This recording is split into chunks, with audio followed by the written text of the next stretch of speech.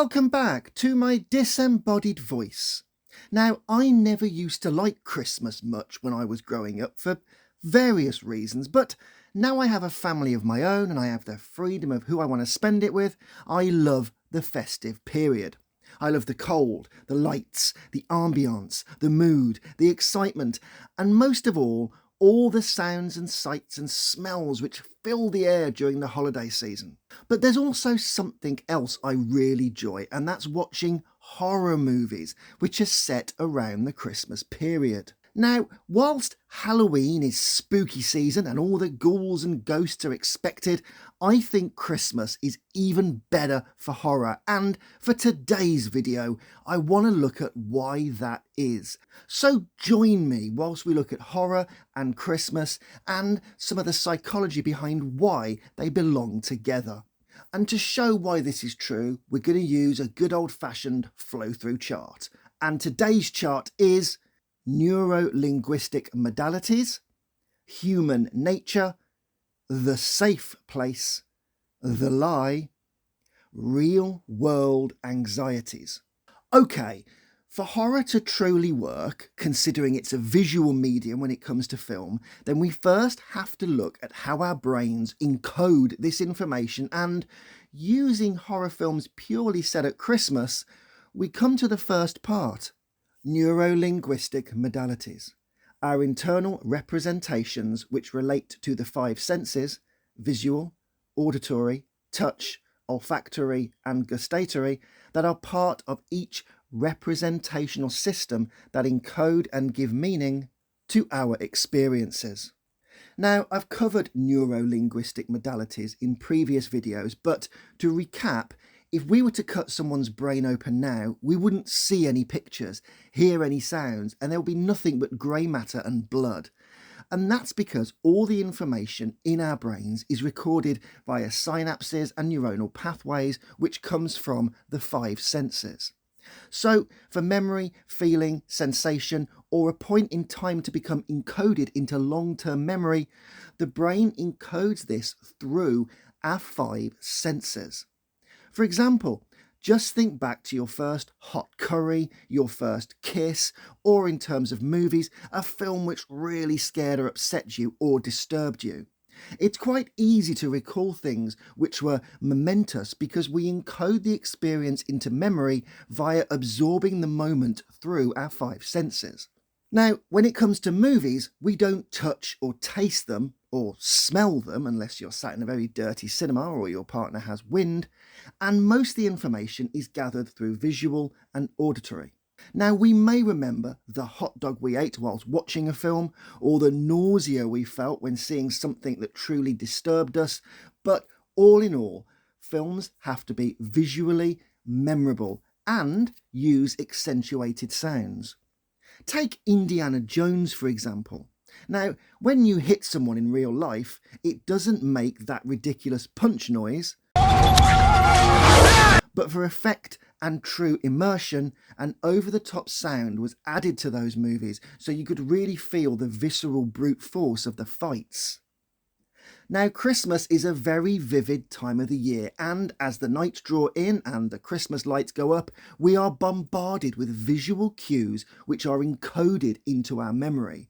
We all know what a Christmas tree is, and we all know Mariah Carey's I don't want... I'm not singing it, I'm sorry. Anyway, the reason we know that song is because it's been repeated, and more than that, the sight of trees in windows, the memories of that god-awful Mariah Carey song, sitting round opening presents, it's all encoded into our brains from when we were very young. And if you were asked in July to describe Christmas, you're more than likely going to say lights, trees, presents, Mariah Carey's god-awful song, and numerous other things.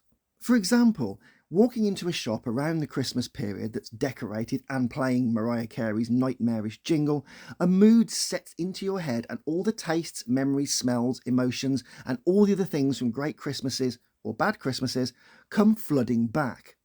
Now, horror relies on twisting the familiar, warping the norm, and taking things which affect our senses, like harsh noises and darkness, and adding occultic or dangerous signs and depictions to elicit fear.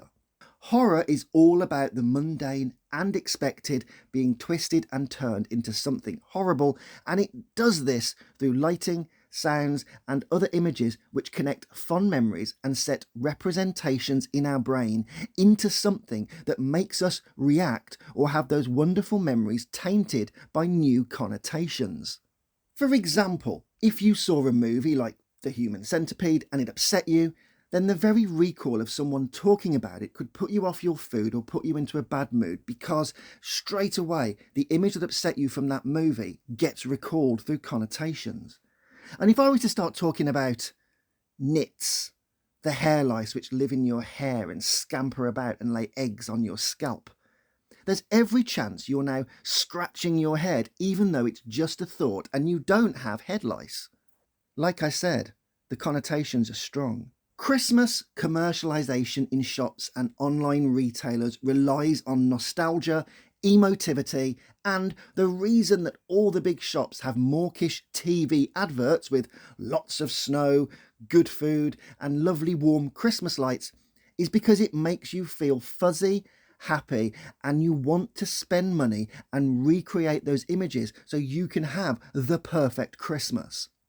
Now, horror films are doing exactly the same as those big store ads, but they're taking the rustic and safe sounds and sights of Christmas and offering darkness, evil elves, blood, and grotesque sounds across them, because as Christmas is something you can describe and recall at any time of the year, when you're surrounded by the lights in your house and the presents and ornaments in your lounge, your emotivity is much more heightened. So, horror movies are a visual and aural medium, and Christmas affects all the senses as we smell mulled wine, remember the taste of mince pies, and recall fluffy, warm blankets. So, those precious and perfect neurological modalities, which are so programmed into our synapses, are perfect to poke, twist, turn upside down, and all of those visual memories are ripe for the modalities of horror to come and ruin, exaggerate, and captivate. And no more so is this done in the movie Krampus, as when we start with Black Friday riots and people punching each other whilst a golden oldie, "It's beginning to look a lot like Christmas," plays in parallel to the cynicism and black comedy of human nature. We identify straight away with the music.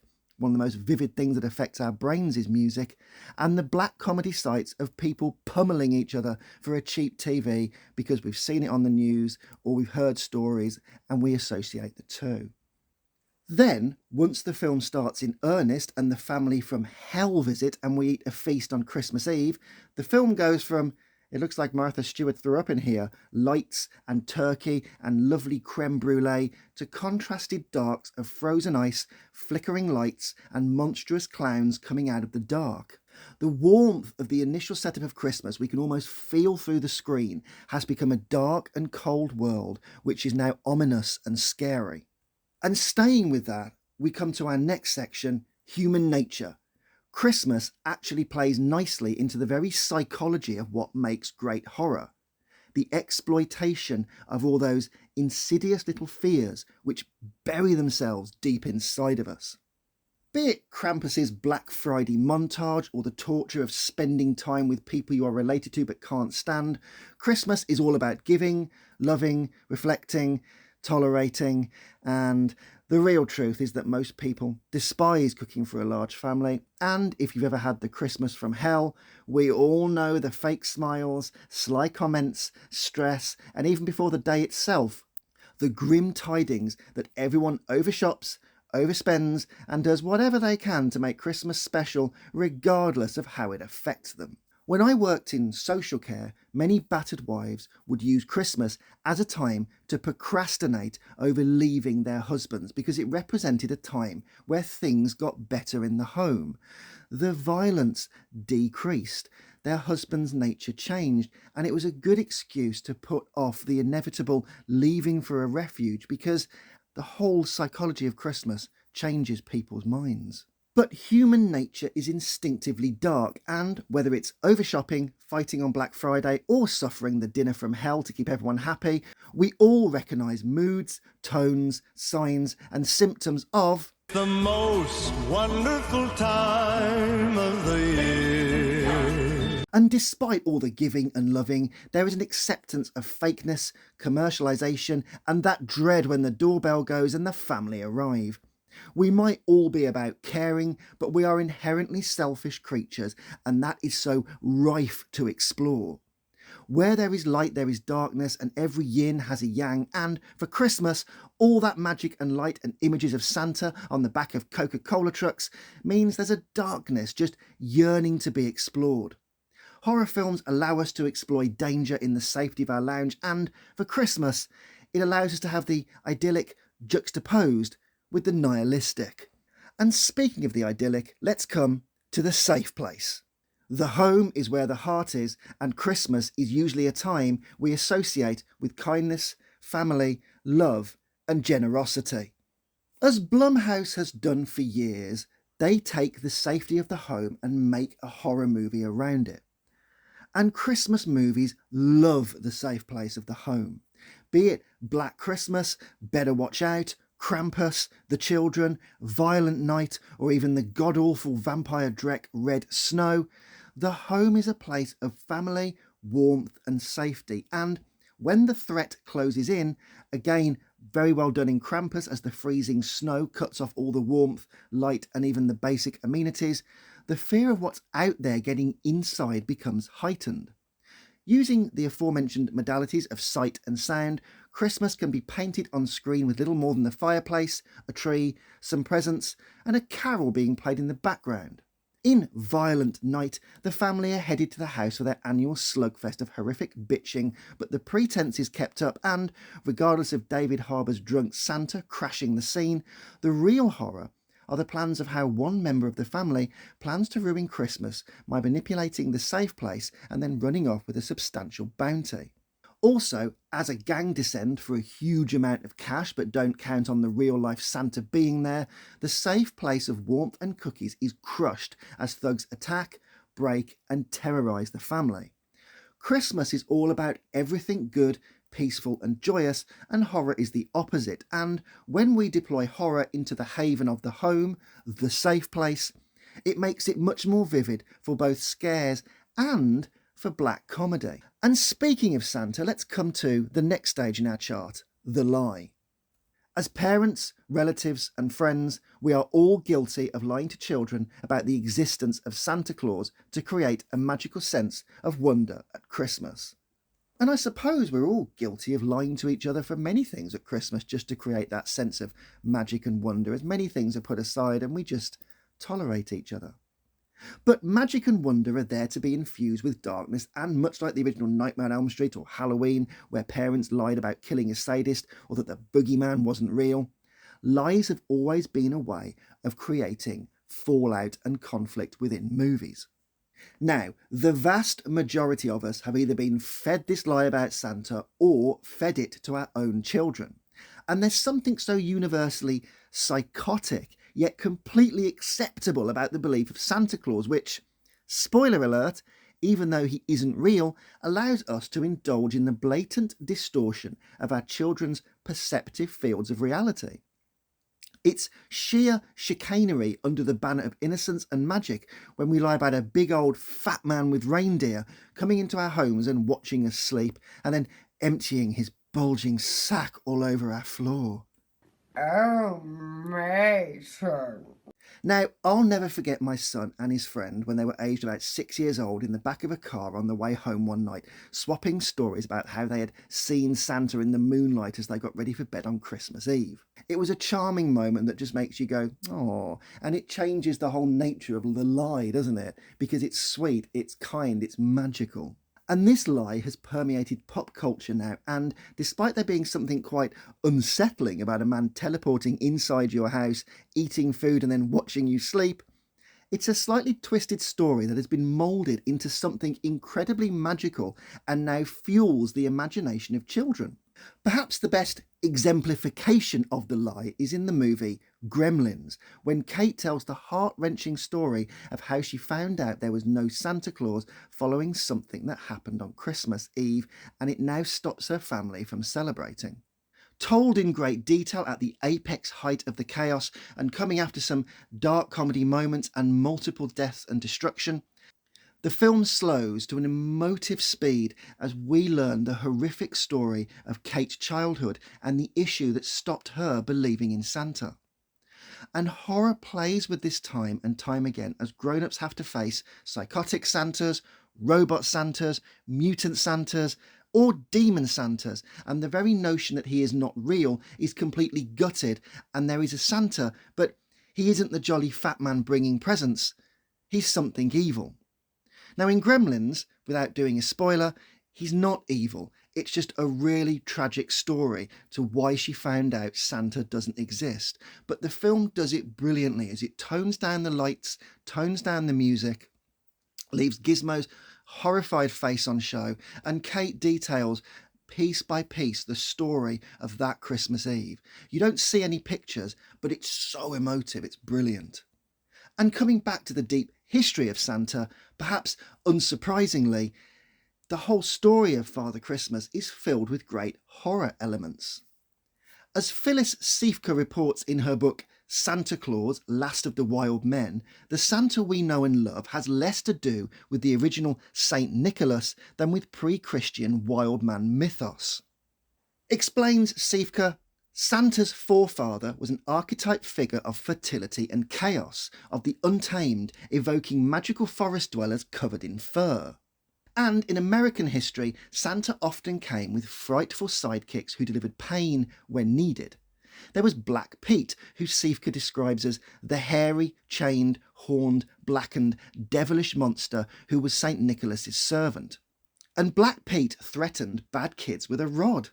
In 19th century Pennsylvania, German immigrants and their children celebrated Christmas with, and forgive my pronunciation, Pelsnickel, a Santa figure who, whip in hand, went from house to house with cookies and chestnuts, rewarding well-behaved children and frightening and whipping those who'd been naughty.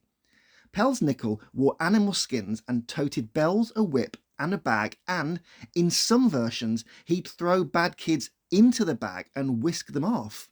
And the wild man of European tradition was also hairy and huge. He commanded the elements as he travelled at midnight, known colloquially as the fairy hour, and he was associated with magical woodland creatures like goblins and elves. He made appearances in parades and festivals, sometimes with his wife, to illustrate the wildness and wonder of nature and fertility. The idea of a giant man descending into your home and stalking your children's bedrooms is quite dark, especially considering the lack of trust and societal fears which exist today. But as we keep the lie alive and continue to talk about Santa bringing presents, then when we grow up, our pruned and wiser brains, as our brains do get pruned from childhood as they grow and develop into adult brains, find more mischief and deviance, and it's almost fun to have the anti-Santa story in horror movies. So we put our kids to bed and tell them to sleep well or Santa won't come, or we go to a mall and watch their faces light up as they sit on a fake Santa's lap. So, as adults telling and not receiving the lie, it's fun if we have a movie where the lie itself, which now has the context of science in our adult brains, then goes into adulthood and all the missing logic is filled in and turned into something horrific, and Santa becomes a mass murderer or a drunken man who is more pessimistic and nihilistic than giving and loving, as it suits our own existential fears and anxieties. And speaking of anxieties, let's come to the last part, real world anxieties. The holidays are precisely that time of year when we can be left on edge from all that accumulated stress deep inside our psyches, which is exactly where horror lives. Family finances, job stress, worries about seeing people we despise, as much as your affixed smile may hold through bickering relatives, shopping crowds and burnt turkeys, Christmas brings stress as much as it brings joy.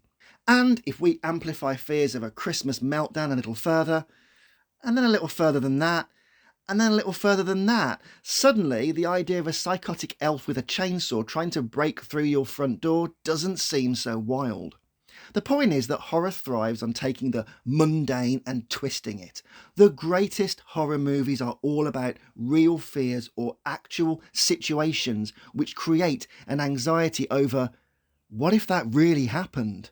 Christmas is a very celebratory time and also a very existential time as well. Christmas puts us with loved ones, amplifies the loss from bereavement, challenges us to budget, and also feel the pinch of the cold and dark as the seasons become cold and harsh.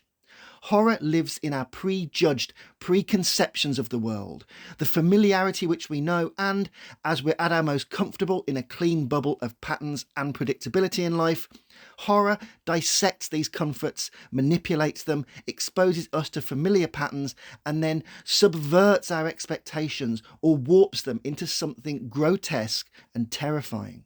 Real anxieties over Christmas require metabolizing through our own minds and thought processes, and watching a horror movie where there is black humour or a load of gore is a good way of releasing anxieties through the medium of distraction and storytelling. And be it the nightmare of being stuck with the family from hell whilst mechanical clowns eat the children in Krampus, being locked with a psychotic stalker in P2, or slowly freezing to death while a serial killer stops you from leaving, like in ATM, or simply having little green monsters tear the town apart in Christmas, like in Gremlins, the most magical time of the year is the perfect time to use those familiar sights, sounds, associated smells and memories and preconceptions of what makes Christmas so great, or even sad for some people who are lonely or grieving.